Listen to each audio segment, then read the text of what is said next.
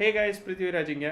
நம்ம முன்னாடி Samsung Galaxy S21 இருக்குது. நான் கொஞ்ச நாளாகவே யூஸ் பண்ணிகிட்ருக்கேன். இந்த ஃபோனை பற்றி என்னோட ஃபைனல் ரிவ்யூ இந்த வீடியோவில் நான் கண்டிப்பாக ஷேர் பண்ணுவேன். அதுக்கு முன்னாடி கொஞ்சம் ஒரு சின்ன கதை மாதிரி பார்ப்போம். எப்போதுமே சாம்சங் அவங்க புது ஃபோன் அனௌன்ஸ் பண்ணாங்கன்னா அவங்க மார்ச் மாதம் இல்லைன்னா ஏப்ரல் மாதம் தான் அனௌன்ஸ் பண்ணுவாங்க. ஆனால் இந்த தடவை அவங்க as early as ஜனவரி அனௌன்ஸ் பண்ணிட்டாங்க. ஸோ ஏன் அவ்வளோ ஏர்லியாக அனௌன்ஸ் பண்ணாங்க? பிகாஸ் இந்த பேண்டமிக்னால அதாவது இந்த கோவிட் இருக்கிறதுனால எப்போதுமே இந்த லான்ச் ரொம்ப தள்ளி போய்கிட்டு இருக்கா. அதே மாதிரி நம்ம எல்லாருமே இப்போ வீட்டில் தான் இருக்கோம். ஸோ அவங்க இந்த சிஎஸ் நடக்குது, அதே சமயத்தில் நம்ம இந்த ஃபோனையும் லான்ச் பண்ணிடுவோங்கிற ஒரு ஐடியாவில் வச்சு அவங்க இந்த ஃபோனை ரொம்ப ஏர்லியாகவே அனௌன்ஸ் பண்ணியிருக்காங்க. ஸோ இந்த ஃபோனை பற்றி நம்ம பார்ப்போம். நீங்கள் பார்த்து கொண்டிருப்பது the adventures of Esper Tamil.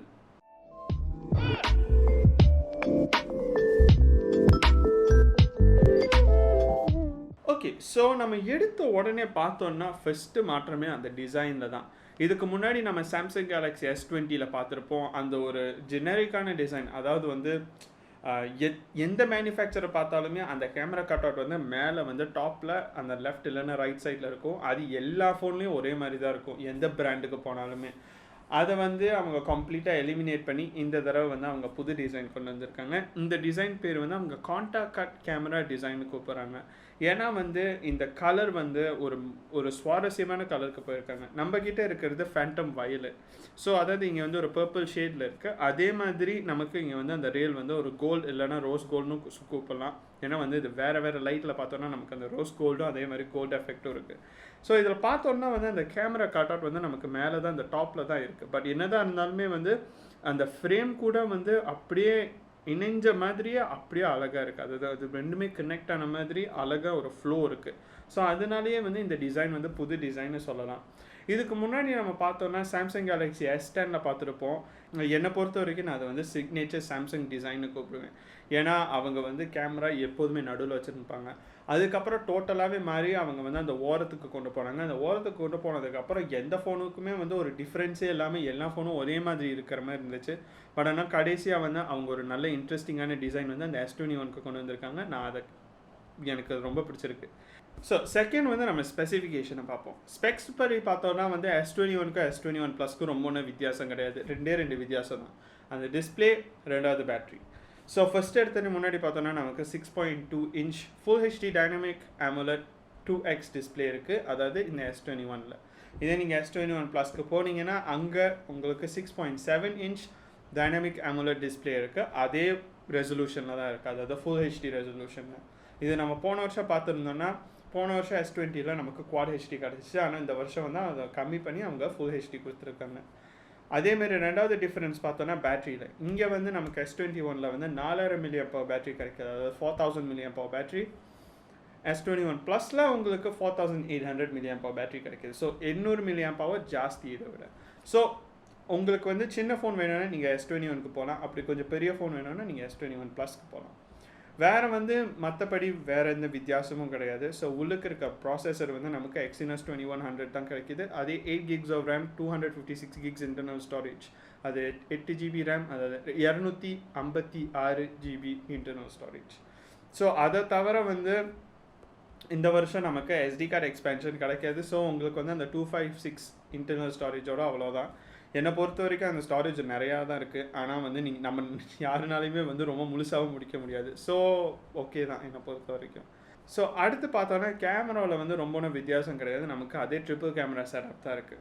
So ultra wide angle telephoto. So 12-12-64, அதாவது 12-12-64 மெகா பிக்சல். இதில் டெலிஃபோட்டோவில் அதிக மெகா பிக்சல் கவுண்ட் இருக்கிறது நல்லது. ஏன்னா நம்ம தூரத்தில் இருக்கிற பிக்சர்ஸை எடுக்கிறப்ப உங்களுக்கு அந்த கிளாரிட்டி வேணும், அந்த கிறிஸ்பான இமேஜஸ் வேணும். ஸோ அதை பொறுத்த வரைக்கும் இந்த 64 மெகா பிக்சல் டெலிஃபோட்டோவில் போட்டது அவங்க ரொம்ப நல்ல ஸ்மார்ட் மூவ்னு என்னால் சொல்ல முடியும். ஃபஸ்ட்டு நம்ம டிஸ்பிளே ரிவ்யூ பண்ணிடுவோம். ஸோ டிஸ்பிளேயில் பார்த்தோன்னா அவங்க ஏன் ஃபுல் ஹெச்டிக்கு போயிருக்காங்கன்னு எல்லாத்துக்கும் அந்த ஒரு கேள்வி இப்போ வரையும் இருக்குது.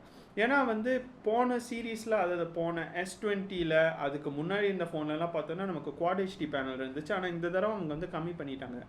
என்னை பொறுத்த வரைக்கும் அது ஒரு பெரிய டீல் பிரேக்கர் கிடையாது. ஏன்னா வந்து உங்களுக்கு ஃபுல் ஹெச்டியோ இல்லை குவாட் ஹெச்டியோ வந்து உங்கள் கண்ணுக்கு வந்து ரொம்ப ஒன்றும் டிஃப்ரென்ஸ் சொல்ல முடியாது. பிகாஸ் என்னை பொறுத்த வரைக்கும் 2 டிஸ்பிளேயுமே ஏறக்குறைய ஒரே மாதிரி தான் இருக்குது. ஆனால் வந்து அது கடைசியாக வந்து அவங்க என்னென்ன இம்ப்ரூவ்மெண்ட்ஸ் வந்து அந்த பிக்சலில் பண்ணுறாங்களோ அந்த கலர்ஸில் பண்ணுறாங்களோ அதுதான் ரொம்ப இம்பார்ட்டண்ட்டானது. அதை பொறுத்த வரைக்கும் நமக்கு கலர்ஸ் வந்து இங்கே வந்து நல்ல நல்ல கலர்ஸ் தான் கிடைக்குது. போன வருஷம் பார்த்த டிஸ்பிளே மாதிரி இந்த வருஷம் டிஸ்பிளேல வந்து நமக்கு கலர் சூப்பராக தான் இருக்குது. ஏன்னா நான் வந்து சாம்சங் கேலக்ஸி நோட் 20 5G வந்து என்னோட பர்சனல் டெய்லி டிரைவராக யூஸ் பண்ணிகிட்ருக்கேன். அதில் வந்து ஃபுல் ஹெச்டி டிஸ்பிளே தான் இருக்குது. ஆனால் என்னை பொறுத்த வரைக்கும் அது பெரிய இஷ்யூவாகவே எனக்கு இல்லை. ஸோ குவாட் ஹெச்டியாக இருந்தாலுமே வந்து எனக்கு ரொம்ப ஒன்றும் டிஃப்ரென்ஸ் சொல்ல முடியாது. இதுக்கு முன்னாடி நான் யூஸ் பண்ண நோட் 8 குவாட் ஹெச்டி எப்போ நான் யூஸ் பண்ணியிருக்கேன்னா அந்த சாம்சங் கியர் விஆரில் யூஸ் பண்ணுறதுக்கு மட்டும்தான் நான் யூஸ் பண்ணியிருக்கேன்.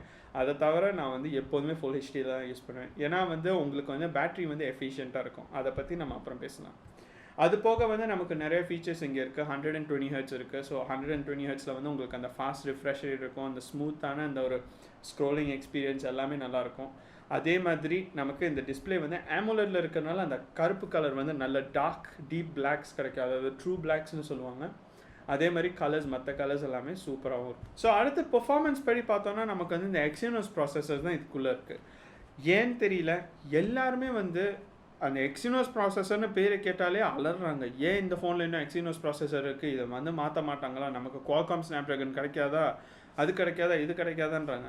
என்னை பொறுத்த வரைக்கும் வந்து ஸ்னாப்ட்ராகன் வந்து ஓகே தான், அதுவும் நல்ல ப்ராசஸர் தான். பட் ஆனால் வந்து சாம்சங்கோட எக்ஸினோஸ் ப்ராசஸரும் சும்மா சொல்லக்கூடாது. ஏன்னா அந்த ப்ராசஸரும் நல்லா தான் பர்ஃபார்ம் பண்ணுது. என்னை பொறுத்த வரைக்கும் வந்து நீங்கள் பெஞ்ச்மார்க் ஸ்கோர்ஸில் இதை பார்த்தீங்கன்னா வச்சுக்கோங்களேன். ஏன்னா வந்து அந்த பெஞ்ச்மார்க் ஸ்கோர்ஸை நாங்கள் வந்து லிங்க்கில் கீழே ஆட் பண்ணியிருக்கோம். ஸோ நீங்கள் அதை பார்த்துக்கலாம். இந்த பெஞ்ச்மார்க் பார்த்தீங்கன்னா அது மோரலெஸ் வந்து உங்களுக்கு வந்து அந்த ஸ்னாப்ட்ராகன் 888ஓட பெர்ஃபார்மன்ஸ் கிட்ட வருது. ஆனால் என்னை பொறுத்த வரைக்கும் உங்கள் டெய்லி யூஸ் கேஸ்க்கு வந்து இந்த பெர்ஃபார்மன்ஸ் வந்து மோர் தென் இனஃப். பிகாஸ் நீங்கள் யூஸ் பண்ணுற கேஸ்க்கு, அதாவது நாம் எப்போதுமே யூஸ் பண்ணுற கேஸ்க்கு வந்து நம்ம வந்து சோஷியல் நெட்வொர்க் பண்ணுவோம், அதே மாதிரி கால் பண்ணுவோம், அதே மாதிரி சம்டைம்ஸ் ஒரு சிலர் வந்து ஹெவி அப்ளிகேஷன்ஸ் யூஸ் பண்ணுவாங்க. அந்த ஹெவி அப்ளிகேஷன்ஸ்க்கு வந்து இந்த ப்ராசஸர் எவ்வளவோ தேவலாம். என்னை பொறுத்த வரைக்கும் அந்த 1 to 2 seconds டிலே வந்து ஒரு பெரிய இஷ்யூவே கிடையாது. ஸோ எக்ஸினோஸ் 2100 என்னை பொறுத்த வரைக்கும் நீங்கள் ஒரு நல்ல ப்ராசஸர் தான் பார்க்குறீங்க. அவங்க நிறையாவே இம்ப்ரூவ் பண்ணியிருக்காங்க. என்னை பொறுத்த வரைக்கும் அந்த ஜிபியூ டிபார்ட்மெண்ட்டில் வந்து இன்னும் கொஞ்சம் இம்ப்ரூவ்மெண்ட் இருந்தால் நல்லாயிருக்கும். என்ன இருந்தாலும் அவங்க ஒரு ஸ்டெப் பின்னாடி தான் இருக்காங்க ஸ்னாப்ட்ராகன் காட்டிலும். ஸோ ஸ்னாப்ட்ராகனில் நம்ம பார்த்தோன்னா ஜிபியூ பர்ஃபார்மன்ஸ் எப்போதுமே சூப்பராக இருக்கும். இதில் வந்து ஜிபியூ பர்ஃபார்மன்ஸ் நல்லா தான் இருக்குது. பட் ஆனால் வந்து ஸ்னாப்ட்ராகன் 888 அளவு இருக்குதுன்னு சொல்ல முடியாது. ஸோ அடுத்த வருஷம் தான் நமக்கு தெரியும் அவங்க ஏஎம்டி கூட கொலாப் பண்ணுறப்ப வந்து அந்த ப்ராசஸர் ஜிபியூ வந்து கேப்பபிலிட்டிஸ் இன்னும் பெட்டராகுமா இல்லையான்னு. ஆனால் என்னை பொறுத்தவரைக்கு இப்போதைக்கு நீங்கள் வந்து ஃப்ளாக்ஷிப் ஃபோன் வந்து சாம்சங்கில் வந்து அவங்களோட ஹையஸ்ட் பர்ஃபார்மிங் ஸ்மார்ட் ஃபோன் வேணும்னா இந்த பர்ஃபார்மன்ஸ் கண்டிப்பாக சூப்பராக இருக்குது. அதே மாதிரி நம்ம பேட்ரியில் பார்த்தோன்னா பேட்ரி வந்து இங்கே வந்து 4000 mAh பேட்ரி இருக்குது.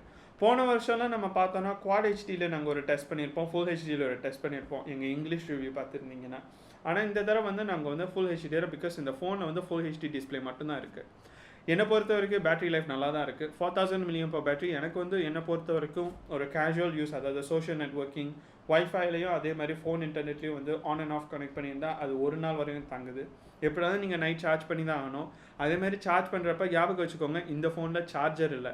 ஸோ சார்ஜர் இல்லாதனால நீங்கள் வந்து புது சார்ஜர் வாங்கியே ஆகணும். அப்படி நீங்கள் மலேசியாவில் இருக்கீங்கன்னா கண்டிப்பாக கான் பேஸ்ட் சார்ஜர் பாருங்கள். பிகாஸ் கான் பேஸ்ட் சார்ஜர் தான் வந்து ஒரு ரொம்ப காம்பேக்டான சார்ஜர், பண்ணனா ஹையர் வோல்டேஜ் கொடுக்கக்கூடிய சார்ஜர்ஸ். ஸோ இதெல்லாம் வந்து எஃபிஷியண்ட்டாகவும் இருக்கும், அதே மாதிரி பெர்ஃபார்மன்ஸும் நல்லாவே இருக்கும்.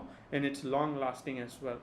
ஸோ நீங்கள் வந்து அந்த சார்ஜர் வந்து உங்கள் லேப்டாப்லேயே சார்ஜ் பண்ணிக்கலாம். ஸோ அந்த மாதிரி சார்ஜர் வாங்கினீங்கன்னா உங்கள் ஃபோனுக்கு வந்து ஈஸியாகவும் இருக்கும், அந்த ஃபாஸ்ட் சார்ஜிங்கும் சூப்பராகவே வேலை செய்யும். மூணாவது வந்து இந்த கேமராவை பார்ப்போம். அந்த கேமரா 12-12-64 கான்ஃபிகரேஷனை பார்த்தோன்னே நமக்கு ஃபஸ்ட்டு கேள்வி வர்றது, ரொம்ப மாதிரி இருக்க போகுது. ஸோ அதே மாதிரி வந்து இந்த ஃபோனில் என்ன பொறுத்த வரைக்கும் ரொம்ப ஒன்றும் சேஞ்சஸ் கிடையாது. ஃபோட்டோஸ் எப்போது மாதிரி தான் எடுக்குது. குவாலிட்டியை பார்த்தோன்னா வந்து அந்த பெர்ஃபார்மன்ஸும் ஓகே தான். அதே மாதிரி வந்து கலர்ஸ் வந்து நல்லா விவிடாக இருக்குது. அதே மாதிரி வந்து பார்க்கறதுக்கு பான் இருக்குது. உங்களுக்கு வந்து அந்த டக்குன்னு பாக்கெட்டில் இருக்கிற ஒரு கேமரா எடுத்து டக்குன்னு ஒரு ஃபோட்டோ எடுத்து அந்த ஃபோட்டோ அழகாக இருக்கணும்னா அந்த ஃபஸ்ட்டு டேக்கில் அந்த மாதிரி ஒரு கேமரா தான் இது. ஸோ அதை தவிர வந்து மோஸ்ட் ஆஃப் த இம்ப்ரூவ்மெண்ட்ஸ் நம்ம பார்த்தோன்னா வந்து அவங்க சாஃப்ட்வேர் சைடில் தான் ரொம்ப இம்ப்ரூவ் பண்ணியிருக்காங்க. எடுத்தோடனே நம்ம அன்லாக் பண்ணதுக்கப்புறம் நம்ம பார்ப்போம், இதில் ஸ்வைப் பண்ணிங்கன்னா சிங்கிள் டேக்னு ஒன்று இருக்குது. ஸோ சிங்கிள் டேக் வந்து அவங்களோட ஐடியா ஆஃப் கேப்சரிங் மெமரிஸ், அதாவது வந்து சின்ன சின்ன கிளிப்பை வந்து அவங்க வந்து அதை கேப்சர் பண்ணி அப்புறம் நீங்கள் வந்து கொலாஜ் மாதிரி செஞ்சு அதை வந்து நீங்கள் மெமரிஸ் மாதிரி வச்சுக்கலாம். ஸோ அந்த சிங்கிள் டேக் வந்து அவங்க 2.0க்கு இம்ப்ரூவ் பண்ணியிருக்காங்க. ஸோ அந்த சிங்கிள் டேக் என்ன பண்ணுன்னா வந்து உங்களுக்கு வந்து எந்தெந்த மெமரி வந்து அது வந்து இந்த 3 கேமராவில் இருக்கிற வந்து லென்சஸை யூஸ் பண்ணி எது வந்து ரைட்டான மெமரி வந்து இதோட ஏஐ பேஸ்ட் சாஃப்ட்வேர் வந்து டிடெக்ட் பண்ணி அது வந்து உங்களுக்கு சஜஸ்ட் பண்ணும். ஸோ நீங்கள் அதில் ஸ்விட்ச் பண்ணிக்கலாம். அதேமாரி கேமராவில் நமக்கு வந்து இப்போ 8K வரையும் சப்போர்ட் இருக்குது. அது நம்ம போன ஃபோன்லேயே பார்த்தோம். ஆனால் வந்து இதில் வந்து உங்களுக்கு 8K நேட்டிவ் ஸ்டில் கேப்சரிங்கும் பண்ண முடியும். அதே மாதிரி இந்த கேமரா வந்து 3 கேமராவும் நீங்கள் சிமல்டேனியஸ்லி, அதாவது 3மே வந்து அப்படியே மாற்றி மாற்றி ஒரே டைம்லேயே யூஸ் பண்ணலாம். ஸோ நம்ம அந்த படத்தில் அந்த விளாக்லலாம் பார்க்குறப்ப வந்து அந்த சீன் மாறும் பார்த்தீங்களா, எல்லாம் சீரியலில் பார்த்தோன்னா இங்கே டான் இந்த பொண்ணுட்டு இருக்கும், அப்புறம் டக்குன்னு அந்த பையன்ட்டு இருக்கும், அப்புறம் வந்து இப்படியே மாறிக்கிட்டே இருக்கும். ஸோ அந்த சீரியல் மாதிரி அந்த எஃபெக்ட் வந்து இதுலேயும் பண்ணலாம். ஏன்னா வந்து அவங்க வந்து 3 அந்த கேமராவை வந்து அப்படி வந்து ஆப்டிமைஸ் பண்ணியிருக்காங்க. ஸோ இதுக்கெல்லாம் வந்து நீங்கள் வந்து அந்த ஏஐ சாஃப்ட்வேருக்கு தான் தேங்க் பண்ணணும். சீன் ஆப்டிமைசரும் நல்லாவே இம்ப்ரூவ் ஆகிருக்கு. ஸோ என்ன சீனில் நீங்கள் எடுக்கிறீங்கன்னா அது ஈஸியாக டிடெக்ட் பண்ணி அந்த பிக்சர்ஸ் எல்லாம் நல்லாவே வருது. இந்த கேமராவோட மெயின் பவரே வந்து இப்போ என்னென்னா லோ லைட் பர்ஃபார்மன்ஸ் வந்து ஒரு அளவுக்கு நல்லா இருக்குது. அது வந்து அவங்க வந்து நைட் மோட் 2.1 கூப்பிட்றாங்க. ஸோ நைட் மோட் பொறுத்த வரைக்கும் நல்லா தான் பிக்சர்ஸ் இருக்குது. ஆனால் ஓவரால் வந்து கேமரா பொறுத்த வரைக்கும் S21 கேமரா வந்து போன வருஷம் கேமரா மாதிரி தான் இருக்குது அந்த செட்டப் பொறுத்த வரைக்கும். பட் ஆனால் அவங்க சாஃப்ட்வேரில் எம்ஃபசைஸ் பண்ணனால வந்து அந்த சாஃப்ட்வேர் இம்ப்ரூவ்மெண்ட்ஸ் இங்கே நல்லா இருக்குது. ஸோ இந்த ஃபோன் இவ்வளோ தானா? ஆனஸ்ட்லி இந்த ஃபோன் இவ்வளோ தான்.